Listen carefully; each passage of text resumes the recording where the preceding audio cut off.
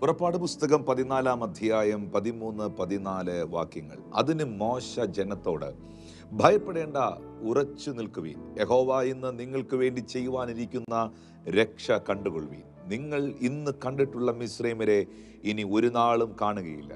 യഹോവ നിങ്ങൾക്ക് വേണ്ടി യുദ്ധം ചെയ്യും, മിണ്ടാതിരിക്കുവീൻ എന്ന് പറഞ്ഞു. വിശുദ്ധ തിരുവെഴുത്തുകൾക്കകത്ത് പുറപ്പാട് പുസ്തകം 14 അധ്യായത്തിൽ മോശയോട് യഹോവയാകുന്ന ദൈവം പറയുന്നു, നിങ്ങൾ പീഹാഹിരോത്ത് പർവ്വതത്തിനരികിൽ പാളയമിറങ്ങണം. മിഗ്ദോൽ കടൽ ഇടുക്കിലൂടെ നിങ്ങൾ യാത്ര ചെയ്യണം. ദൈവം പറഞ്ഞ ആ റൂട്ട് മോശ എടുത്തു. ദൈവം പറഞ്ഞ വഴിയിലൂടെ മോശ യാത്ര ചെയ്തു.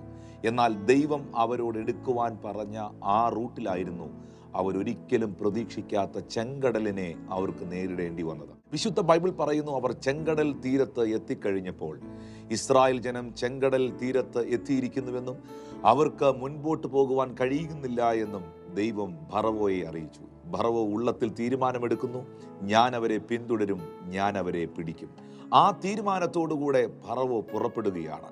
ഇസ്രായേൽ ജനം ചെങ്കടലിന് മുമ്പിൽ നിന്നുകൊണ്ട് എവിടേക്ക് പോകണമെന്നറിയുവാൻ കഴിയാതെ അവർ വളരെ ഭാരപ്പെടുമ്പോൾ, അവർ പിറുപിറുക്കുമ്പോൾ, അവർ ദൈവത്തെ ചോദ്യം ചെയ്യുമ്പോൾ, അവർ ദൈവപുരുഷനായ മോശയെ ചോദ്യം ചെയ്യുമ്പോൾ, മോശ ദൈവത്തോട് പ്രാർത്ഥിച്ചപ്പോൾ ദൈവം മോശയ്ക്ക് കൊടുത്ത ഒരു വാക്കുണ്ട്, നിങ്ങൾ ഭയപ്പെടരുത്, നീ ജനത്തോട് പറയുക മുന്നോട്ട് പോകുവാൻ.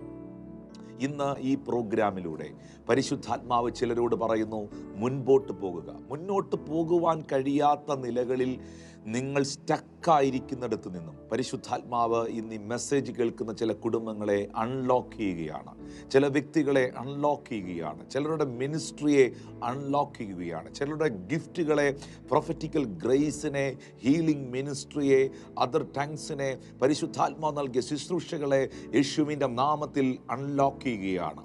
മുന്നോട്ട് പോകാൻ കഴിയാതെ നിങ്ങൾ ലോക്ക്ഡായി കിടക്കുന്ന ഈ സാഹചര്യത്തിൽ നിങ്ങൾ പ്രതീക്ഷിക്കാത്ത അത്ഭുതകരമേറിയ ഒരു വാതിൽ നിങ്ങൾക്ക് വേണ്ടി തുറന്നു തരുവാൻ ദൈവം വിശ്വസ്തനാണ്.